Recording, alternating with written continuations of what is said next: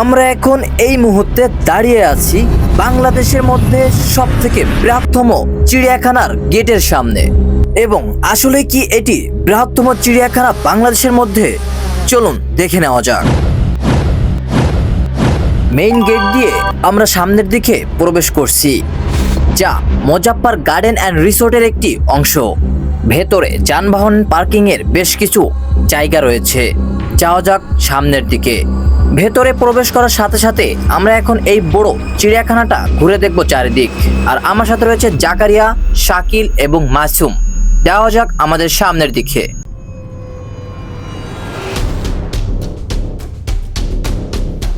Gate থেকে সামনের দিকে আসতে না আসতেই আমরা দুই সাইডে দুইটা অনেক বড় উচ্চ হরিণ দেখতে পেলাম, যা চিড়িয়াখানায় ঢোকার আগে কিন্তু লুক দিচ্ছে। মেইন জায়গা তো সামনের দিকে, যাওয়া যাক সামনের দিকে। আমরা কিন্তু এখনো মেইন চিড়িয়াখানার মধ্যে প্রবেশ করিনি। যাওয়া যাক সামনের দিকে। মেইন গেটের সামনে আমরা চলে এসেছি, তবে যাওয়া যাক চিড়িয়াখানার মধ্যে, দেখা যাক চিড়িয়াখানার ভেতরে কি কি রয়েছে। আর আসলে কি এটি বাংলাদেশের বৃহত্তম চিড়িয়াখানা? চলুন যাওয়া যাক। প্রথমত শুরু হলো আমার গেট দিয়ে।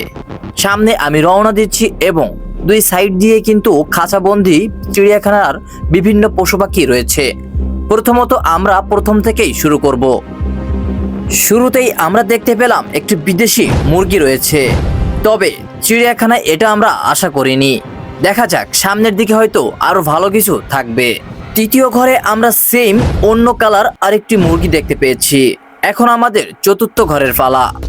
চতুর্থ ঘরে আমরা সেম ইঁদুর দেখতে পেয়েছি, ছোট ছোট, যেটা আমাদের ক্যামেরার সামনে আসতেছে না। পরের কক্ষটিতে আমরা দেখতে পেলাম অনেক বড় একটি মুরগি। যাওয়া যাক সামনের দিকে। আমরা এভাবে বেশ কিছু কক্ষ দেখার পরে এখানে আমরা পেয়েছি দুইটা মুরগি, যা অনেক সুন্দর চেহারা এবং আমার কাছে আসতে যাচ্ছে তারা। এখানে অনেক হোয়াইট কালার দুইটা মুরগি আমি দেখতে পেয়েছি, যেটা বিদেশি মুরগি, যেটা আমাদের দেশের বাহিরে। তবে আমি তার গায়ে হাত দেওয়ার চেষ্টা করলাম। এখানে কিন্তু শেষ নয়, সামনের দিকে আরো অনেক অনেক সুন্দর জীব জানোয়ার হয়তো থাকতে পারে। চলুন সামনের দিকে যাওয়া যাক। পরবর্তীতে আমরা কিন্তু চলে এসেছি খরগোশের কাছে। পরবর্তী কক্ষে কিন্তু ছিল অনেকগুলো খরগোশ, যেখানে আমি কিছু লতা পাতা তাদেরকে দিচ্ছিলাম এবং তারা কিন্তু অনেক মনের খুশি খাচ্ছিল। দেখা যাক পরবর্তী কক্ষে কি আছে। অপরদিকে পরবর্তী কক্ষে কিন্তু আমরা যখন এসেছি তখন দেখলাম হোয়াইট কালারের ইঁদুর দেখা যাচ্ছে। তাদের সাথে বেশ কিছুক্ষণ মজা করলাম এবং সে কিন্তু অনেক আনন্দে মজা করছে আমাদের সাথে। দেখা যাক পরবর্তী কক্ষে কি রয়েছে। পরবর্তী কক্ষে কিন্তু বেশ কিছু বন্য ঘুঘু রয়েছে, যেগুলো আমাদের আঞ্চলিক কবুতরের মতো দেখতে, বাট সেটা কিন্তু বন্য ঘুঘু। দেখা যাক পরবর্তী কক্ষে আরো কি রয়েছে। তবে এখানে কিন্তু চিড়িয়াখানা শেষ নয়, অনেক অনেক কক্ষ রয়েছে, যেটা আমরা আজকে শেষ করতে পারবো না। এখান থেকেই কিন্তু ইন্টারেস্টিং জিনিসগুলো শুরু হয়েছে। আমরা অনেকেই টেলিগ্রামে হামস্টার খেলেছিলাম, আর এই হামস্টার আমরা অনেকেই দেখিনি। এখন আপনারা দেখতে পাচ্ছেন, আমি জুম করে আপনাদেরকে দেখানোর চেষ্টা করছি। এইটা হচ্ছে হামস্টার, যেটা আমরা ট্যাপ ট্যাপ করছিলাম এবং হামস্টার অনেকেই খেলছিলাম। এইটা হচ্ছে সেই হামস্টার। এখন আমাদের পরবর্তী কক্ষে যাওয়া যাক। পরবর্তী কক্ষে আসার পরে বেশ কিছু দুইটা হোয়াইট ডগ দেখলাম, যেটা থেকে আমাদের অনেক যারা সাথে ছিল তারা অনেকেই মজা করার চেষ্টা করছে, বাট তারাও কিন্তু তাদের সাথে খেলা করছে। এটা হচ্ছে আমাদের বিদেশি কুকুর, যেটাকে আমরা হোয়াইট ম্যান ডগ বলে চিনি, বা অনেকে অনেক নাম দিয়েই তাকে চিনে। যাওয়া যাক পরবর্তী কক্ষে। তবে আপনার অজানা অনেক জীবজন্তু এখানে আপনি দেখতে পাবেন, ধৈর্য সহকারে দেখতে থাকুন।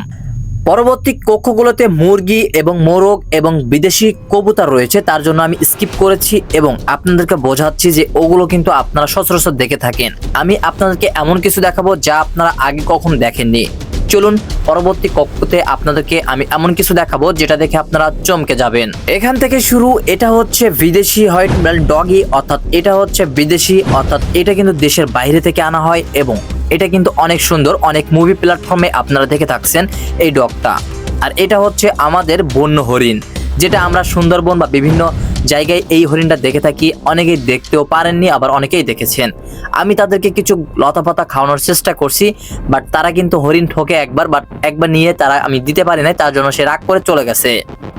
আমি চেষ্টা করছি অনেক ভালো করে সুন্দর করে আপনাদেরকে দেখানোর জন্য। আমি জুম করে দেখাবো হরিণগুলোকে, তবে এখান থেকে আপনারা স্পষ্ট ক্লিয়ার দেখতে পাবেন হরিণগুলোকে। আমি আরো ইন্টারেস্টিং জিনিসগুলো আপনাদেরকে দেখাতে চাই এবং সামনে আরো অনেক মজাদার পশু পাখি রয়েছে যেগুলো আপনারা কখনোই দেখেননি। এখানে একটি ঘরে রয়েছে চিল, যেটা আকাশে রাজ করে বেড়ায়, এবং অপরদিকে অপর কক্ষে রয়েছে একটি শকুন, যেটা আমরা অনেক মুভি বা প্ল্যাটফর্মে দেখে থাকি। একটিতে রয়েছে চিল এবং অপরটিতে রয়েছে শকুন। পরবর্তী কক্ষে চেনা এবং পরিচয় এবং অপরিচিত কিছু প্রাণী রয়েছে যেগুলো আমরা স্কিপ করছি, বাট এগুলো আপনারা দেখেছেন বা দেখেননি। চলুন আমরা মেন পয়েন্টে চলে যাই বা মেন কক্ষের দিকে চলে যাই। আর এই প্রাণীটা আমরা অনেকেই চিনি এবং অনেকেই নাম জানি, মামা, এক কথায় শিয়াল মামা। এটা আমরা অনেকেই চিনি এবং অনেকেই নাম জানি, যেটা আমাদের অপর কক্ষটিতে রয়েছে। অপর কক্ষটিতে শুনেছিলাম কুমির রয়েছে, তবে আপাতত আমরা কোনো প্রকার কুমির দেখতে পেলাম না। এখানে দুইটা বন্য পাখি দেখতে পেয়েছি, বাট কুমির কেন নেই এবং পশু পাখিগুলো কোথায় গেছে? অজগর সাপ ছিল, কুমির ছিল, অনেক কিছুই ছিল, সেগুলো কোথায় গেছে এবং কি হয়েছে আমি লাস্টের ভিডিওতে আপনাদেরকে বলে দিচ্ছি। অপর কক্ষতে আমরা আবারও কিছু বিদেশি কুকুর দেখতে পেলাম এবং যারা আমাদের কথা শুনছিল এবং আমাদের সাথে তারা তাল মিলিয়ে ঝগড়া করছিল। অপরদিকে আমরা পরবর্তী কক্ষে চলে এসেছি, তবে এখানে আমাদের ক্যামেরায় দেখা যাচ্ছে না, একটা বন্য বিড়াল ছিল। এখানে হচ্ছে উট পাখি।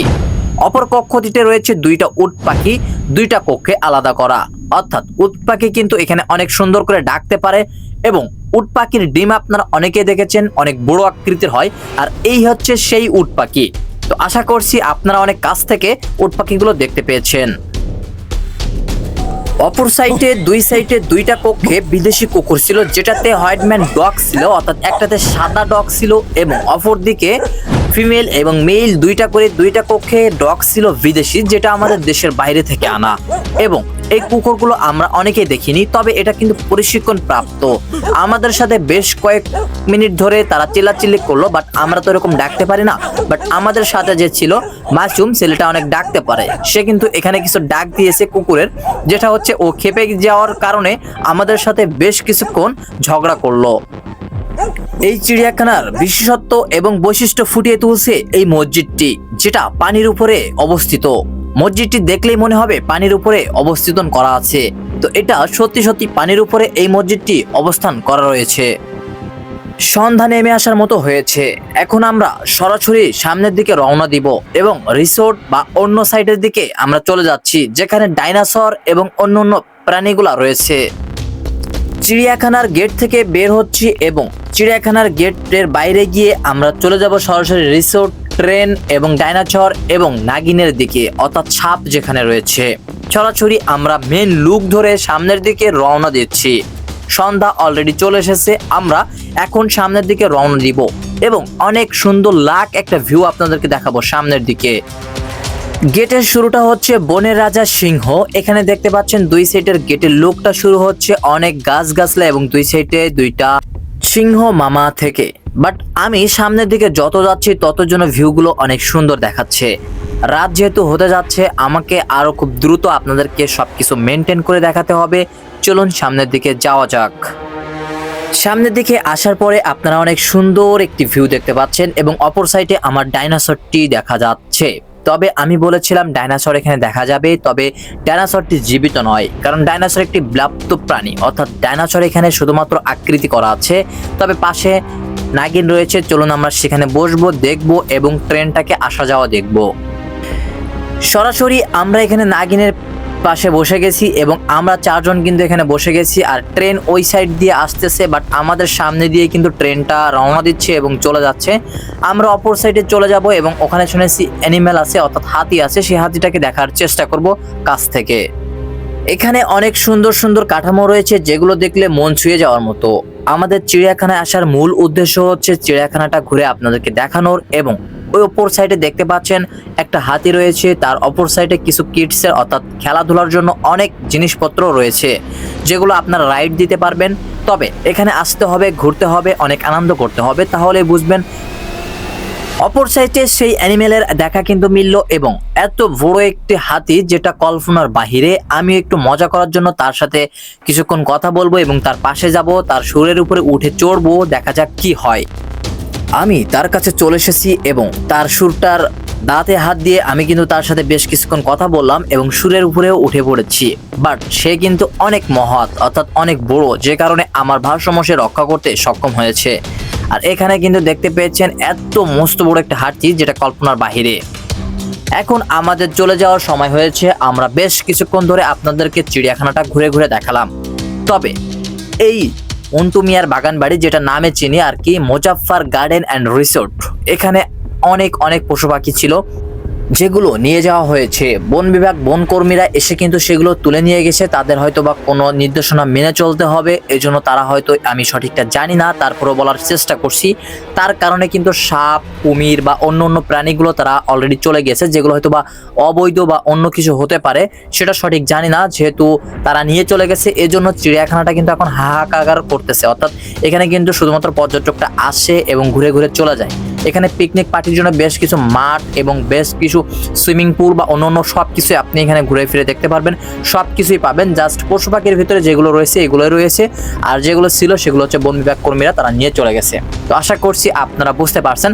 তবে এটি হচ্ছে বাংলাদেশের সাতক্ষীরা জেলায় অবস্থিত। এটি একটি বৃহত্তম অর্থাৎ বাংলাদেশের মধ্যে বৃহত্তম একটি বেসরকারি পার্ক বলে আপনারা মানবেন, বা চিড়িয়াখানা বলে আপনারা চিনেন।